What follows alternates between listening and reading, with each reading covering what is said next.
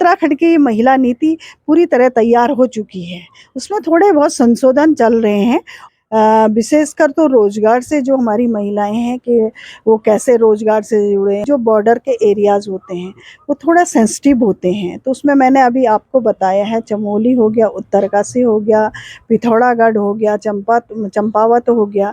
तो इन एरियाज़ में हम ज़्यादातर इनको हम केंद्र बिंदु बनाते हैं, क्योंकि यहाँ ज़्यादा तस्करी के ज़्यादा मामले इस तरह से हो जाते हैं। क्योंकि महिला आयोग की अध्यक्ष आप हैं, तमाम महिलाओं को लेके बातचीत चल रही है। अभी भी उत्तराखंड के परिदृश्य में अंकिता का नाम गूंज ही रहा है, क्या कहेंगे इस पर? ये तो हमारा बहुत ही दुर्भाग्य है। और मैं बता दूं, सबसे पहले वो लोग महिला आयोग में आए थे, मेरे पास ही आए थे और हमने पूरा संज्ञान लिया था। वो सारी चीज़ें मैं बार बार बता चुकी हूँ। और ऐसा है, देखो, किसी भी चीज़ को न्याय दिलाने में एक समय आता लगता है, और वो कोर्ट उसमें न्यायालय के पास है। अब वो उनका वो है कि अब ये इसमें आयोग, जब कोई चीज़ न्यायालय तक पहुंच जाती है, तो फिर उसमें आयोग का तो कोई मैटर ही नहीं होता है। तो निश्चित ही उसे न्याय मिलेगा, और वो न्यायालय में जो निर्णय होगा, वो मुझे लग रहा है कि वो निर्णय साकारी होगा। क्योंकि अभी न्यायालय के विचाराधीन ये मामला है, अभी तक जो प्रक्रियाएं चल रही हैं, जिस तरीके से व्यवस्थाएं चल रही हैं, उससे संतुष्ट हैं आप? बिल्कुल ऐसा है कि जैसे कि अभी लोगों ने कहा था कि उन्हें वकील पे, लोगों को लग रहा था कि भई वो ठीक से पैरवी नहीं कर रहे हैं, तो माननीय मुख्यमंत्री जी ने, हमारी प्रदेश की सरकार ने निश्चित ही उसमें जो उन्हें लगा कि, तो उन्होंने उसमें वकील को बदल दिया, और उसमें और अच्छे से उसमें चल रहा है। हर चीज़ को देखो, किसी न किसी चीज़ में समय तो लगता है, न्याय मिलने में समय लगता है। और हम न्यायालय पे भरोसा करते हैं, न्यायालय निश्चित ही इसमें न्याय देगा। हम सब उसी के अधीन हैं। नमस्कार, मैं हूं सुनीत चौधरी और आप देख रहे हैं पहाड़ी सपना। आज हमारे बीच मौजूद हैं राज्य महिला आयोग की अध्यक्ष कुसुम कंडवाल जी, जो कि पहुंची हैं आज रुद्रप्रयाग में। चमोली और रुद्रप्रयाग जनपद की एक वर्कशॉप यहाँ पे चल रही है। मैम, एक वर्कशॉप दोनों जनपदों की यहाँ पे चल रही है, मुख्य प्रयोजन क्या है?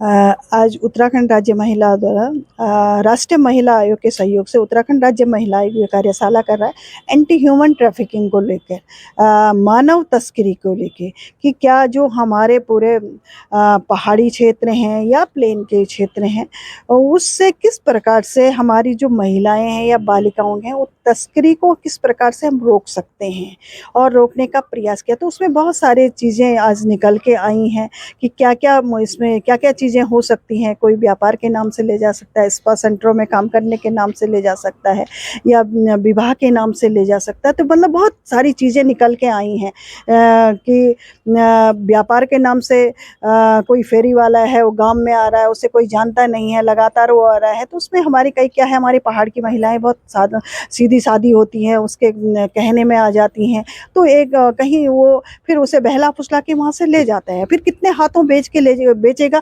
ये पता नहीं है।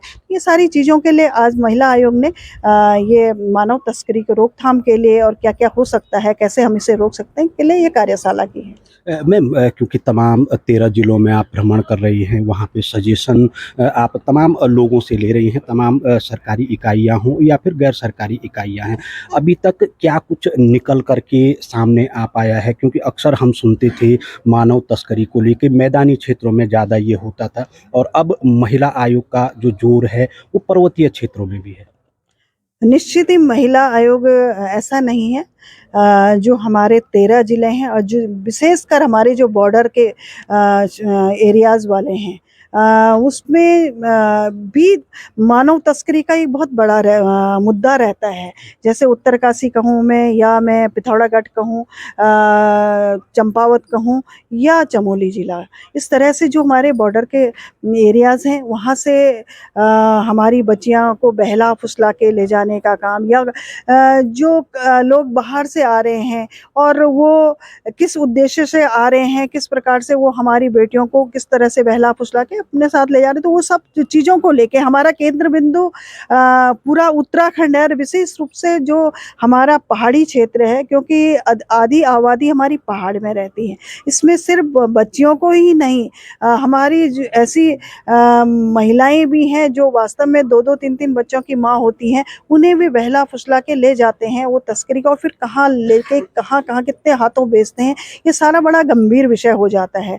तो इसे रोकथाम के लिए महिला आयोग ने पहल की है कि इस पे अंकुश लगाया जाए और लोगों को जागरूक किया जाए कि और विभागों के साथ मिलके कि हम क्या कर सकते हैं, चाहे पंचायत राज हो, स्वास्थ्य विभाग हो, या शिक्षा विभाग हो, या बहुत सारे विभाग हैं, उनके रूप से कि हम इसको एक जागरूकता को लेकर, और कि कैसे कैसे तस्करी होती है उसे रोका जा सकता है, कैसे हम रोक सकते हैं, ये आज इस कार्यशाला के माध्यम से हम लोग आज कर रहे हैं। मैम, एक लंबा समय बीत गया है उत्तराखंड राज्य बने हुए, महिलाएं यहाँ की रीढ़ मानी जाती हैं, मगर अभी तक भी जो वुमेन पॉलिसी की अगर हम बात करें, महिला नीति की बात करें, वो अभी तक हमारी तैयार नहीं है। क्या हम ये मान सकते हैं कि वुमेन पॉलिसी न होने के कारण ही कई मुद्दे इस तरीके से सामने आ रहे हैं? बहुत अच्छा प्रश्न आपने किया है। वैसे माननीय मुख्यमंत्री जी बहुत अच्छा काम प्रदेश में कर रहे हैं, और उत्तराखंड राज्य महिला आयोग भी अपनी तरह से पूरा प्रयास कर रहा है, एक्टिव होकर काम कर रहा है। और सबसे बड़ी बात है, आपको खुशी की बात है कि उत्तराखंड की महिला नीति पूरी तरह तैयार हो चुकी है। उसमें थोड़े बहुत संशोधन चल रहे हैं, और एक्सपर्ट बिठा के हमने, क्योंकि आप जानते हैं कि ये पहाड़ी राज्य है, और इसमें हमने सभी को समावेश करके, उच्च पहाड़ को लेके, बीच का और प्लेन को लेके, कि महिलाओं के लिए, क्योंकि आज उत्तराखंड में अगर पहाड़ों में कोई रह रही है तो महिलाएं रह रही हैं, आधी आबादी अधिक रह रही है, तो अपने पैरों पे और सब परिवार को भी चलाए, उसके साथ साथ वो रोजगार से कैसे जुड़े, उन सारी चीज़ों को लेके ये नीति बनने जा रही है। और बहुत जल्दी से माननीय मुख्यमंत्री जी स्वीकृति देंगे, उनके पास ले जाएंगे, तो निश्चित ही ये पॉलिसी हमारी तैयार है।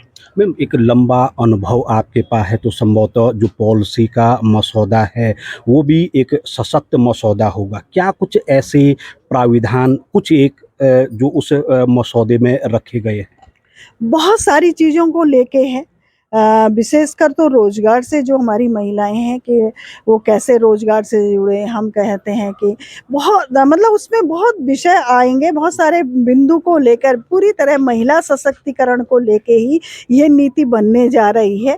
महिलाओं को हित में ध्यान में रखते ही हम इस नीति को, और निश्चित ही जैसे आएगा तो आपको सारी चीज़ें सामने आ जाएंगी। मैम, जैसे 13 जनपद हैं, अगर हम एक एनालिसिस करें 13 जनपदों को, कहाँ स्थिति कुछ लग रही है कि किसी जनपद में महिलाओं को लेके ज़्यादा अत्याचार हो रहे हैं, या ह्यूमन ट्रैफिकिंग के मामले ज़्यादा आ रहे हैं, या उन पे अब विशेष फोकस किया जाना है?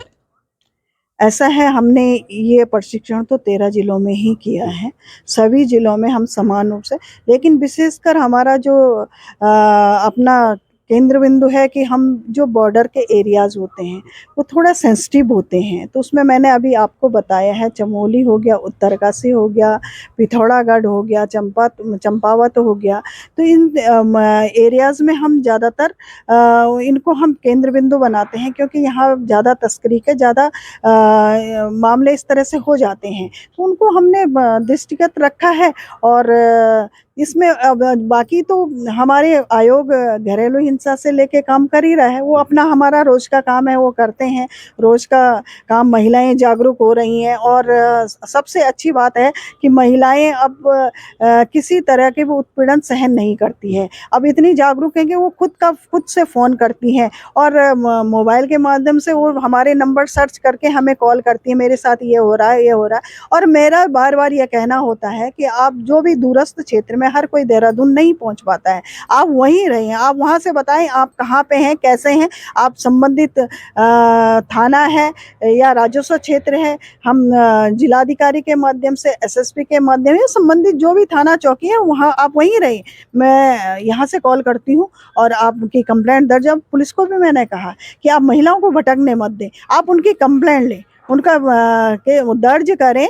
ठीक है, अगर आपको लगता है तो उसकी जांच होनी चाहिए, अगर कहीं आपको ये लगता है कि कहीं गलत नहीं तो वो जांच करें, लेकिन महिला को भटकाएं नहीं, क्योंकि वैसी वो पीड़िता होती है, वो आर्थिक रूप से कमजोर होती है, तो वो बार बार थाने के चक्कर नहीं काट सकती है। इसलिए मैं तुरंत जो भी महिला जिस जहाँ से भी मुझे कॉल आता है मैं कहती हूँ वहीं रहना, यहाँ मत आना। हाँ, देहरादून हमारा लास्ट, जब उन्हें कहीं अगर नहीं न्याय मिलता तो हम आयोग में बुलाते हैं, लेकिन हम दूर की महिलाओं को कोशिश करते हैं उनका वहीं हम सॉर्ट आउट कराएं। मैम, कई कल्याणकारी योजनाओं से महिलाओं को आत्मनिर्भर बनाया जा रहा है, मगर अक्सर हम देखते हैं कि जो आत्मनिर्भर बनाने के सेंटर हैं, वहाँ से ह्यूमन ट्रैफिकिंग हो या फिर देह व्यापार के धंधों की बात भी आती है।